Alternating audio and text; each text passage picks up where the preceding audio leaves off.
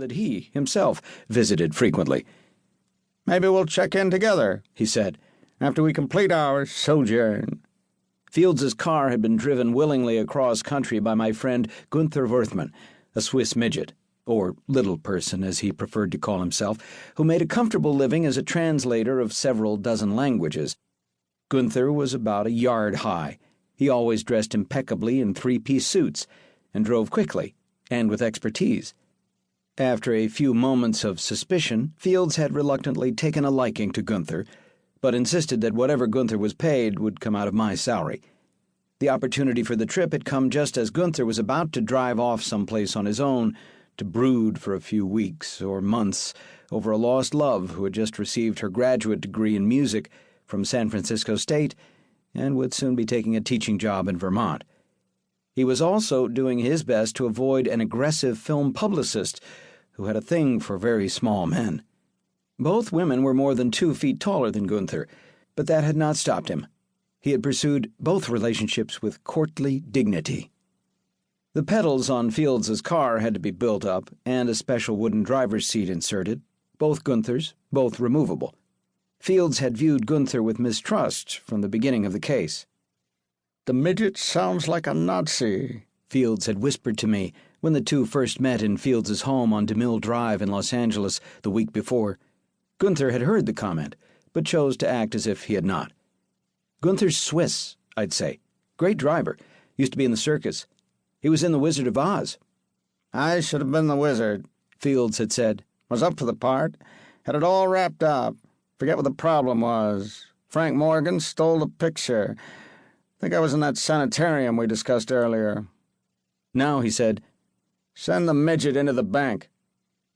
There was a plate glass window between the driver's seat and the back seat of the car. It was supposedly soundproof, or close to it. Fields could communicate with Gunther, or whoever was driving, with a microphone that hung on a hook right next to the built-in bar. "What?" "You heard me, Peter. Send in the midget. You can't tell a Mormon from a Mennonite, but maybe he can spot a thief. One of those two Amish may have been in disguise." "Don't you think Gunther will be a little conspicuous?" I asked. "Nonsense," said Fields, taking another sip. "The Amish are a respectable lot. Probably invite him home for dinner and a discussion of sexual misconduct among Methodists in the circus." I failed to understand the logic, but I was learning not to question it. Once a conversation with Fields was begun, its sense and direction were almost impossible to keep up with. "I will go," said Gunther from the driver's seat when I slid back the glass window and relayed Fields's order.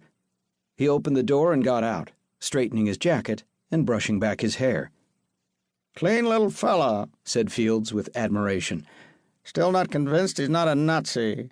Some day I'll tell you about the time I was in search of the dreaded tsetse fly in Tierra del Fuego, where I was thwarted in my scientific endeavor by a Nazi who looked suspiciously like Goebbels." Gunther crossed the street. A few people looked in his direction. Fields and I watched him enter the bank. "When I was a lad," Fields said, "back in Philadelphia, I had a set-to with my father when I was 11.